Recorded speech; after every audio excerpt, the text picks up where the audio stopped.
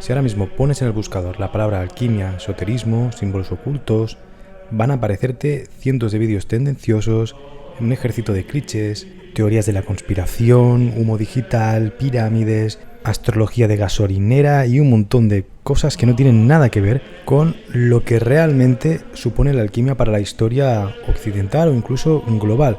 Y no solo eso, sino el tema de la simbología, del esoterismo o la magia, como incluso nacimiento del arte en el Paleolítico, lo ritual asociado a lo chamánico y a la creación artística, el concepto de imaginación, y no nos referimos únicamente al Paleolítico, a la Edad Media, al Barroco, sino que directamente a conceptos artísticos como pueden ser las vanguardias, movimientos como el surrealismo, tienen que ver directamente, o incluso el arte abstracto, cualquier abstracción teórica desde la de Kandinsky a un poco la más esotérica de Hilma af Klint, tienen que ver con esoterismo, con ocultismo.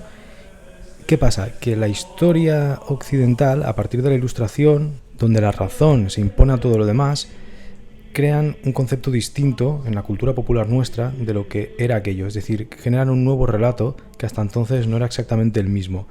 También el siglo XIX tiene un fenómeno que es rebelarse un poco contra lo que es el capitalismo, la época industrial, la máquina, y recae en este ocultismo, esoterismo, lo resucita después de unos años que está un poco perdido con ese auge de la Ilustración que hemos comentado, y se lo apropia o lo resignifica en un lugar un poco más de eso, es lo que hemos acabado viendo, un poco más mágico de literatura, un poco más ficticio o esotérico, ocultista en el mal sentido de la palabra, es decir, un poco ya más cercano a lo mágico y no tanto a esa parte más simbólica o a ese tipo de lenguaje que tiene que ver con muchas otras cosas, como vamos a descubrir en esta serie, porque no me va a dar para un vídeo, así que haré una pequeña lista de reproducción donde iremos tocando todos estos temas. Y por supuesto, hago esta introducción porque la idea es tratarlo desde esa perspectiva de vocabulario visual, filosófico y poético, capaz de infiltrar la pintura, la arquitectura, la escultura y en cierta manera el entendimiento sociológico o antropológico de lo que es el cuerpo y el alma, es decir, pura filosofía. Lo voy a separar también de lo que es la química, porque realmente hay ciertas confusiones a lo largo de la historia de lo que son tratados o manuales de recetarios, incluso en el arte, que tienen que ver con formulaciones químicas de la época o incluso con materiales de perfumería, como hemos hablado en los vídeos de historia de la perfumería, que no tienen tanto que ver con lo que es la alquimia en un sentido más puro, si nos ponemos así más culo duros, ¿no? De modo que el objetivo de esta serie es rescatar un poco a la alquimia de ese terreno del misterio baratuno, que a todos nos atrae para la ficción o para entretenernos, pero que no es el objetivo de esta serie, ¿no? Y devolverlo un poco a ese lugar que le correspondería, siempre marcado, ya que es la perspectiva del canal, en la historia del arte o en conceptos más filosófico-artísticos.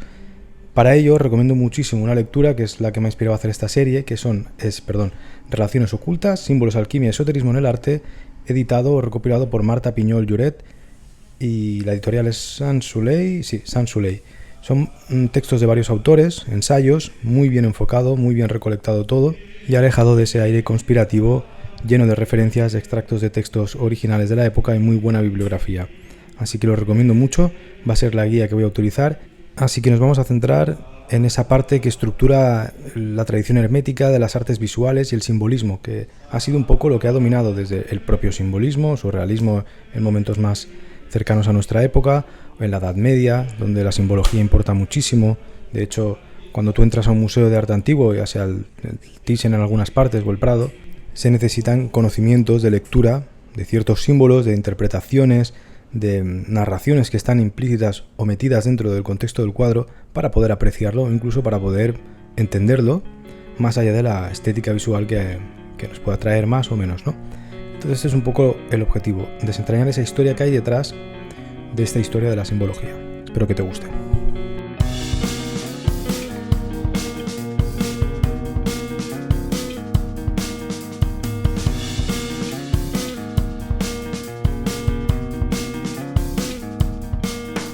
No ha quedado demostrado, ni mucho menos, que el lenguaje de las palabras sea el mejor posible. Con esta frase de Antonin Artaud, aquí un invitado recurrente en nuestro canal, en Cartas sobre el lenguaje, introduce Marta su primer texto. Me parece un acierto. Bueno, a mí alguien que me ponga de primera frase una de Antonin Artaud ya me ha ganado. El símbolo, por norma general, es universal y tiene por lo tanto la cualidad de colocar contra las cuerdas al propio lenguaje, ya que no lo necesita. El símbolo, además, crea la cultura junto con otros conceptos como puede ser la filosofía, la religión o el arte, ¿no? Y esos complejos sistemas simbólicos estructuran cada uno de estos campos. Claude Lévi-Strauss, por ejemplo, consideraba que la finalidad del mito era dotar a la sociedad de un modelo lógico, algo que garantizase encontrar el sentido de una realidad que envuelve al ser humano. Del mismo modo que Erich Fromm, por ejemplo, advirtió que existen entre los mitos una suerte de sustrato común que traza coincidencias entre los egipcios, los hebreos, los babilónicos, los hindúes, y que radica precisamente en que todos ellos han sido escritos en una misma lengua, que no es la otra que la simbólica. Por otra parte, el símbolo también está asociado a la imaginación, y la imaginación sería esa capacidad que tiene el ser humano para que el mundo exterior penetre dentro y de ese modo pueda ser transformada esa realidad en el interior del ser humano. Esa realidad exterior, al entrar dentro del ser humano, mediante la imaginación se puede transformar. A partir de ahí la imaginación puede ser reproductiva o puede ser productiva. Y de ahí también entraríamos en la diferenciación que, por ejemplo, hace Kant en Crítica de la razón pura, donde distingue imaginación de fantasía, que sería la diferencia entre el factor de posibilidad o de imposibilidad, que traducido un poquito así más a pie de calle, vendría a ser que la fantasía corresponde a aquello que no va a ser posible, que no va a acontecer. Por eso decimos la fantasía, que un dragón volador venga y destruya una ciudad fantástica que tampoco existe, y nace del ser humano de una manera espontánea y carente de objetivo o finalidad concreta, ¿no? Pertenece a ese campo de las artes como puede ser la literatura, como puede ser la pintura, pero no tiene una finalidad exacta o concreta o aplicable. En cambio, la imaginación se entiende que sí que puede tener una intención o una finalidad mucho más precisa. Esta sería la base para poder empezar a entender en qué consiste el lenguaje hermético, ¿no? Ya empezamos a adentrarnos un poco en esa alquimia un poco genérica. La dimensión simbólica conforma en sí mismo lo que es el lenguaje hermético, porque al final los símbolos son los que permiten aproximar al ser humano a los secretos de la naturaleza y de la creación, cuya inaccesibilidad es equivalente a la complejidad de lo que están intentando expresar. Esto sería la clave de por qué la simbología es tan importante en la alquimia o por qué la caracteriza. Aquí también se mezclan asuntos que a veces tienen que ver con el nacimiento de la química. Yo insisto en coger esto con muchas pinzas porque es un terreno bastante pantanoso. No soy un súper experto en ello, pero todo lo que he podido documentarme en otros trabajos que hemos hecho de historia de los colores, también trabajos de arte que tienen que ver un poco con la química, de la perfumería, hay una distinción clara entre lo que a veces son simplemente eso, ¿no? Recetarios, fórmulas o intentar hacer accesible un conocimiento que siempre ha estado un poco también hermético, ¿no? Temas más materiales, de instrumentales, etcétera, con la parte esa que tiene un cariz muy espiritual. Esa parte, esa mezcla de espiritualidad y de experimentación protocientífica es lo que a veces puede confundir. Y cuando hablamos aquí de alquimia, yo me centraría más en esa mezcla total, que tiene que ver con lo espiritual y la experimentación física, ¿no? Pero con un mayor énfasis en el carácter metafísico, al menos desde mi punto de vista. Todo el mundo creo que sabe un poquito, si has llegado hasta aquí, lo que es la historia de la alquimia. Nace del antiguo Egipto y con el tiempo, en ciudades como Alejandría, se empiezan a consolidar en la cultura nuestra, ¿no? En la cultura grecolatina. De hecho, Alejandría se construye en la antigüedad como un centro del saber alquímico y los griegos adoptan numerosas creencias egipcias que luego pues, estarán subordinadas a procesos sincréticos, como es normal en todas las culturas. Esto sucede, ha pasado siempre, pero en Grecia en concreto, el sincretismo con Egipto es muy grande, ¿no? Desde, yo qué sé, la diosa Isis, que luego es transformada o helenizada en Atenea, en Artemisa, Deméter, ¿no? El templo de Isis en Delos, su presencia en Atenas, en Corinto. Lo mismo sucede con Amón, ¿no? Amón-Ra acaba siendo un poco un paralelismo con Zeus. Los retratos de Fayum, que además ya lo hemos comentado alguna vez con el tema de la cámara oscura y cómo se adaptan ese estilo realista o griego sobre momias y rituales funerarios típicos de Egipto. O en las matemáticas hay bastantes ejemplos, pero a mí se me escapan.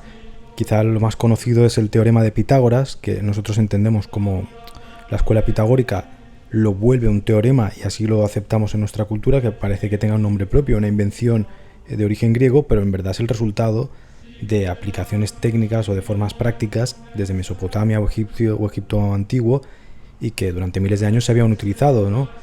Cuerdas divididas en 12 nudos, o la demostración en tablillas babilónicas, no me acuerdo el nombre, tienen nombres raros de estos arqueológicos, donde hay una decena de pruebas de ¿cómo se llama esto? Tripletas pitagóricas que indican ya el conocimiento de este teorema o de este sistema, pero no aplicado de la forma que luego se teoriza. Bueno, da igual, me estoy yendo por las ramas. El caso es que esto mismo sucede con la deidad egipcia Tot, quien era dios de la escritura, de la música, de los sueños, de los hechizos mágicos y de la sabiduría. Y tenía como epíteto el apelativo de Trismegisto, es decir, 3 veces grande. Esto lo equiparan los griegos, lo asimilan a su dios Hermes. Los griegos se identifican con Hermes a Tot y pasarán a denominarlo, a partir de entonces, Hermes Trismegisto. Y ambos dioses tenían en común el ser psicopompos, es decir, que se encargaban de guiar a las almas de los difuntos. A partir de aquí también habrán múltiples interpretaciones y asociaciones de esta deidad de Hermes Trismegisto con faraones. Yo que sé, en el Renacimiento también se relacionará con profetas de la época de Abraham y de Moisés, y en definitiva se convertirá en una figura clave para la alquimia. Y se creerá que esta deidad legó sus leyes en la conocida Tabula Smaragdina, que creo que lo he dicho como el culo, pero que es tabla esmeralda, que es un texto breve donde se revelaría el secreto de la sustancia primordial y las transmutaciones, el verdadero núcleo y objetivo principal de la práctica alquímica. Dicho de otra forma, lo que expresará de manera hermética, por supuesto, las cuestiones esenciales, tales como las correspondencias que se establecen entre el microcosmos y el macrocosmos, lo que está más abajo como lo que está más arriba, y lo que está arriba es como lo que está abajo. Por otra parte, también tendremos en ese sincretismo tendremos una apropiación helénica de las creencias egipcias que se combinarán con sus propias aportaciones filosóficas, en concreto con las escuelas pitagóricas, que hemos mencionado antes con el teorema, las jónicas y especialmente las escuelas gnósticas. Los romanos, que luego cogerán todo esto también, harán lo mismo con el cristianismo posteriormente. Y es en estos momentos de unión, de fusión de culturas, de cambios de religión, de imperios, donde va a tener un mayor pico a lo largo de la historia este tipo de creencias, ¿no? Pasa con el Bajo Imperio Romano, cuando adquieren muchísima importancia estas herencias y se intentan adaptar también o se mezclan con las culturas egipcias, pero también con las hebraicas. Tras la caída del Imperio Romano, también hubo un considerable peso de la alquimia en el mundo islámico, y esto es clave porque va a ser precisamente gracias al Islam, y cuyos textos nos van a servir para conocer muchos de estos documentos que estudiaremos posteriormente.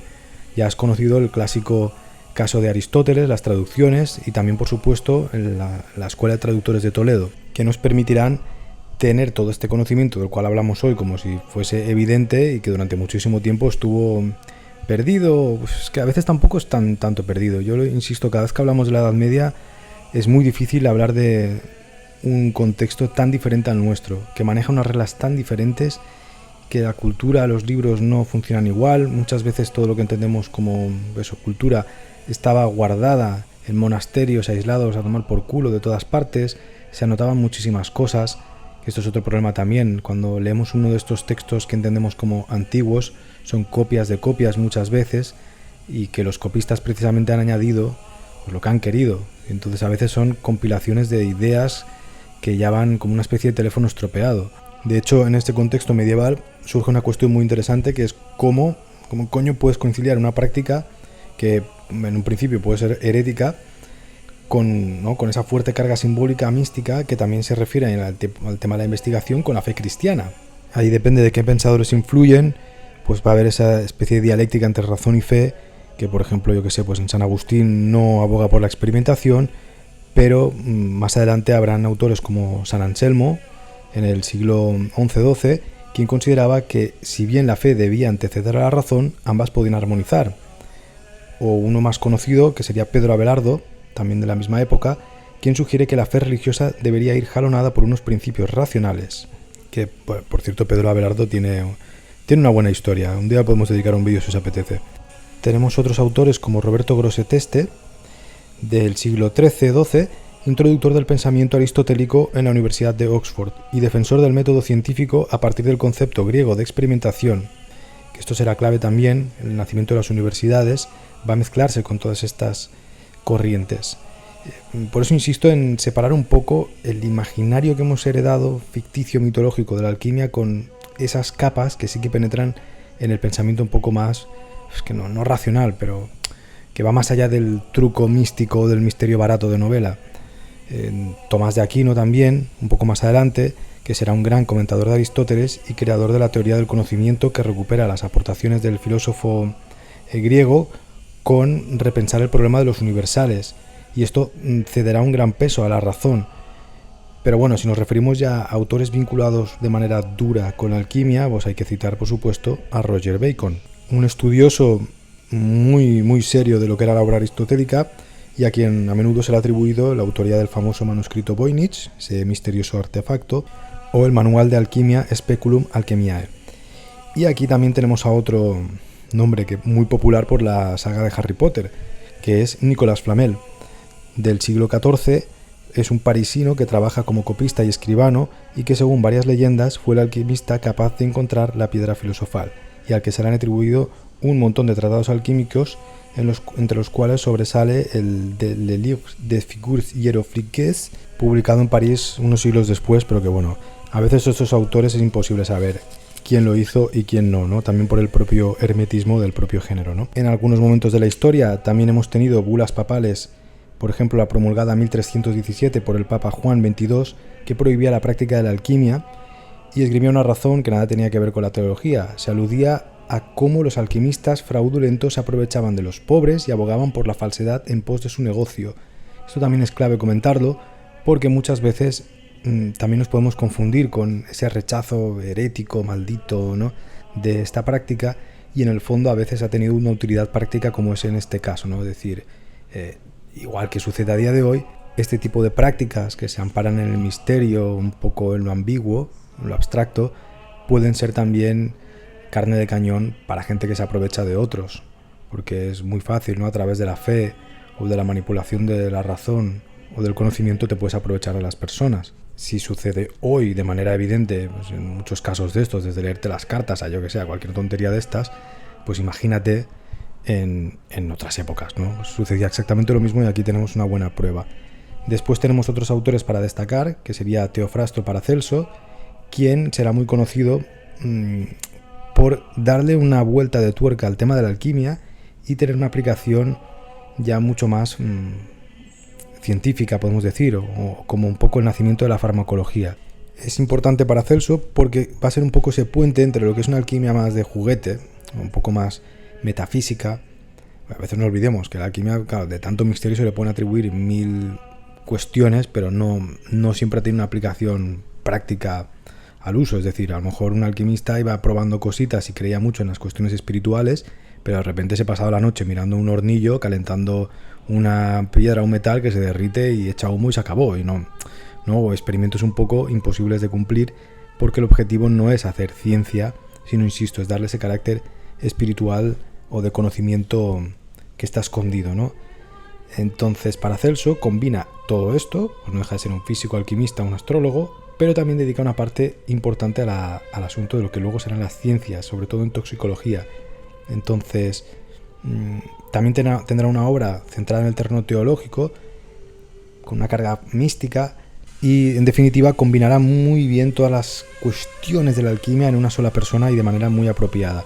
Es decir, tendrá un tránsito hacia lo interior, hacia lo íntimo, lo místico, lo religioso, por lo tanto no se opondrá a la doctrina de la religión cristiana, pero también tendrá un pie en la ciencia moderna del futuro. Y esto, lo he intentado resumir todo lo que puedo, pero representa muy bien lo que son los valores del Renacimiento. Y ahí es donde introducimos esa importancia de la mística en esa época renacentista, que también va a ser un nacimiento de lo que es nuestra era. Y hasta entonces la medicina hipocrática, Galeno, la teoría de los 4 humores, domina bastante lo que es el campo médico, y a partir de Paracelso cambia un poquito esto, ¿no? Ese desequilibrio entre humores que genera enfermedad no es lo que cree él, sino que será un proceso químico interno lo que genera enfermedad. De hecho, su frase más célebre, que seguro que has leído en alguna parte, Todas las cosas son veneno y nada es sin veneno. Solo la dosis hace que una cosa no sea veneno. De modo que la toxicidad depende de la cantidad y por lo tanto la diferencia entre un veneno y un medicamento es cuantitativa, ya no es ni moral ni metafísica, es química. Y a partir de él se introducen metales o cuestiones químicas como pueden ser sales minerales, mercurio, que bueno, esto ¿no? Ya sabéis que no era Beethoven o Goya, el tema del saturnismo, de cómo habían enfermedades que se trataban con metales pesados, nace de aquí. Claro, no es el mayor acierto, pero sí que a partir de esta aplicación se genera la idea de poder administrar químicamente cosas en lugar de sangrarte y meterte sanguijuelas, como se hacía en un momento dado, pues para poder curarte. Entonces, de alguna manera, será el inicio de la farmacología moderna, como hemos dicho en un principio. Pero bueno, no es un vídeo sobre Paracelso, se entiende cómo la alquimia tiene también una incorporación en el Renacimiento y cómo a través de este alquimista se puede entender el cambio de era. Porque también tenemos esa cuestión del médico como un experimentador, no como alguien que tiene una autoridad y repite y ya está. El médico debe observar, experimentar, estudiar al enfermo, no repetir dogmas, sino que sería también una idea que dará lugar al método científico del futuro. Y esto también es pues, una cuestión típica de la época del Renacimiento, ¿no? Que en los artistas la entendemos muy bien, pero quizá en esta parte no tanto, y al final se retroalimentan. Por eso hablamos de las artes también relacionadas con la alquimia, porque no es ver un simbolito y un dibujito en un libro y decir, oh, el grabado, sino lo que representa metafísicamente estos cambios o estas aplicaciones de la simbología, de los métodos, de la cuestión de experimentar, de observar, aplicado también a la cuestión del mundo real y a cada campo distinto. En Paracelso lo vemos en la medicina y en Da Vinci, por ejemplo, lo podemos ver en otras cuestiones más culturales. De hecho, a partir del Renacimiento, ya en pleno barroco y en el siglo XVII, XVIII, sobre todo XVII, la alquimia tendrá un punto álgido hasta que pues llega el siglo de la luz, la racionalidad.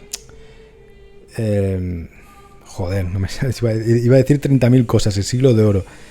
La ilustración, y como hemos dicho al principio, se lo carga un poquito todo el chiringuito y ya tenemos que esperar hasta el siglo XIX, que eso no significa que desaparezca, pero sí que tiene una caída brutal. Ya en el siglo XIX se produce una revitalización de todo aquello que no puede ser encauzado por la vía racional. La razón no lo puede todo. La máquina parece comérselo todo absolutamente y dejar al humano, ¿no? De venir de un lugar tan humanista del ser humano como el centro de todo, la máquina y los sistemas grandes parece que le den una sombra demasiado alargada al ser humano. Entonces mucha gente, sobre todo dedicada a las humanidades, a la filosofía, a la cultura, pues tendrán que reaccionar.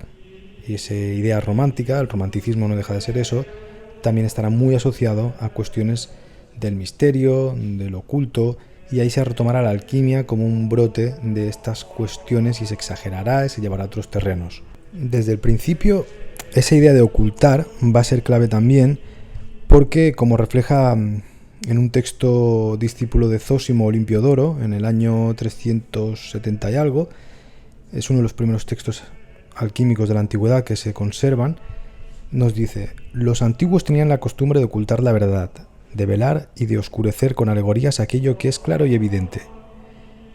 Esto se asociará luego también al lenguaje hermético y, claro, se intentará siempre a partir de una serie de símbolos dificultar la lectura, porque también se entiende que la dificultad será proporcional al mensaje que se desea vehicular.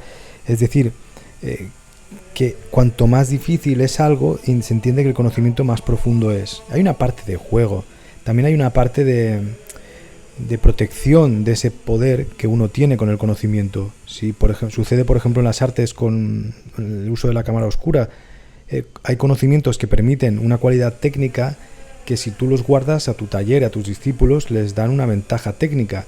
No lo puedes ir repartiendo por ahí, como sucede a día de hoy también con muchas cuestiones de algoritmos o de tecnología. No hay un secreto industrial constante y permanente. Pues bien, esta manera de hacer críptico lenguajes también se puede considerar una herencia de estas formas del saber, ¿no? De circular el saber. ¿Qué pasa? Que en una era de la información es más sencillo comunicar, pero en otras épocas pues han utilizado otros recursos o simplemente se ha perdido en el tiempo.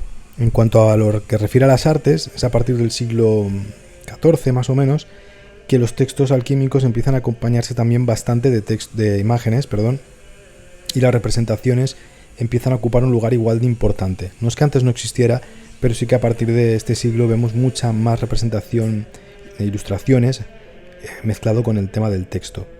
También a partir del siglo XV-XVI empezaremos a ver, y por eso hay que dividir la parte alquímica de lo que ya son manuales, de textos que, sobre todo a partir de la invención de la imprenta, que hay textos que nacen, que cogen cosas que estaban ocultas en textos alquímicos muy críticos, herméticos, y se empiezan a traducir a fórmulas o a cuestiones mucho más prácticas y mundanas en lo que serán manuales técnicos. Pero bueno, ahí me iba un poco de tema. En cuanto al tema de la imagen alquímica, de la ilustración, del dibujo, hay un libro muy notable que es el Aurora Consurgens, que es un manuscrito del siglo XV que marca un paso esencial en lo que es la creación y desarrollo de imágenes alquímicas.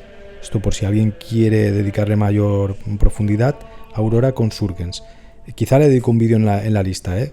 Y también en esta línea de textos míticos de la época tenemos el Corpus Hermeticum, que fue comprado por Cosme de Medici y luego en parte fue traducido por Marsilio Ficino, 1463, y publicado posteriormente bajo el título de Poimandres, que se supone que esto sería un manuscrito griego original, ¿no? Que luego ha sido reinterpretado o traducido por este autor. Y esto lo destacamos porque esa traducción de Ficino será también un punto clave para revitalizar los saberes herméticos, o esa cuestión del dios Hermes, volverá a recaer un interés. Aquí también entrará como protagonistas los famosos Rosacruces, que han sido muy utilizados por la literatura de bestseller, ¿no?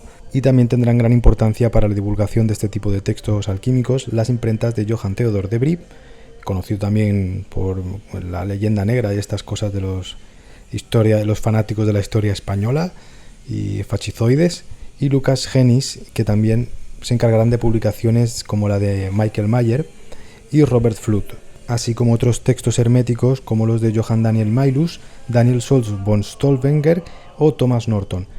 Todo esto ya es una cuestión más de ver cómo a partir de la invención de la imprenta hay una profusión y una exuberancia brutal, ¿no? Tanto en cuestión de dibujo y de las artes, como en cuestión de divulgación de todos estos saberes. Es normal. Ya hemos dicho que con la ilustración, pues pleno auge de la razón, todas estas experiencias y prácticas caen en decadencia, o sea, no van a tener ningún sentido en el ámbito social, insisto, un poco, porque no, es que esta es una de las cuestiones que me gustaría dejar claras. Como vemos nosotros hoy, decir alquimia, esoterismo, ocultismo, no es como se ve en la época, no tiene nada que ver. Y es precisamente a partir de la ilustración que hay un cambio. Es decir, cualquier cuestión que no tenga que ver con la razón pura y dura parece pues eso, un juego de niños pequeños y ya está. Luego en el siglo XIX habrá muchos núcleos y ámbitos vinculados al esoterismo, al oscurantismo. Luego lo explicaremos bien, de hecho le dedicaré un vídeo en concreto a eso. De ahí también sale, pues yo qué sé, pues, ahora que está tan de moda Frankenstein otra vez con la peli del Toro, pues sale de estos ambientes también, esa mezcla entre los dos mundos, y muchos colectivos o hermandades que vuelven a resurgir en la época harán símbolos alquímicos, pues los harán propio, como sucede con los masones, los ocultistas, los rosacruces, que de alguna manera pues heredan o nacen en un momento dado, en alguna época, en una cuestión que tiene que ver con tal, y a partir del siglo XIX se transforman en lo que hoy leemos ya en los libros de bestseller baratos. Tampoco hay que olvidar que hay un tema de juego, ¿no? Es como sucede hoy pues precisamente con los videojuegos, con la cultura popular, con la literatura, con el propio Frankenstein. Las artes permiten jugar de manera fantástica, de manera imaginativa y creativa, con cuestiones que a veces tienen que ver con lo científico, con lo racional o con lo que no entendemos del mundo. Entonces, esa cuestión jocosa que alimenta el misterio y la mitología también le dan sentido a la vida y son necesarias. Es por eso que en el Renacimiento hay un gran interés por el simbolismo, y los jeroglíficos egipcios que se empiezan a descubrir o a redescubrir son vistos como un sistema de comunicación profundamente enigmático, misterioso y por tanto atractivo, desde un punto de vista incluso estético. Ya está, no tiene mucho más misterio. Y a veces son cuestiones mucho más prosaicas, que se pone de moda un libro, una traducción. Yo qué sé, pasa con Horapolo, un autor del siglo IV después de Cristo, que escribió un tratado sobre la escritura egipcia que titula Hieroglífica y que se pasa por la patilla en realidad, ¿no? Es una obra que tiene mucho éxito en los círculos humanistas del siglo XV a raíz de la llegada del manuscrito a Florencia en 1419, y que al final Orapolo se había acercado a los jeroglíficos desconociendo cualquier clave para traducirlos, de modo que lo que procuró fue dotarlos de un sentido mediante el estudio de las figuras y del simbolismo de las mismas, ¿no? De alguna manera recrear imaginativamente, un poco como pues, cuando Bolaño hace literatura nazi en América, y un poco este juego Borges con esos juegos de la ficción y la realidad, pero que los humanistas en aquel momento pues se pone de moda y se lo toman como algo, ¿no? Pues es un poco lo que sucede a día de hoy. El misterio es el alma también de lo literario, ¿no? Siempre a veces el tratar de intelectualizarlo todo de una manera brutal o de convertirlo en un realismo exacto, pues le mata un poco la gracia o el atractivo. Toda la gente que nos gusta la cultura nos hemos enamorado en algún momento de ella por cuestiones que son puramente joviales, ¿no? Es jugar, ya está. Y de estos humanistas, bueno, habría que destacar también luego pues cómo esa influencia de este libro en Anastasio Kircher, que es otro personajazo al cual le podríamos dedicar un apartado, un site aquí, un vídeo para miembros. Artistas como Durero también ilustrarán algunas de estas ediciones. Y bueno, en general el Renacimiento, la búsqueda de significados ocultas en las cosas llevará también el implícito el rechazo a la parte física aristotélica y un triunfo del hermetismo.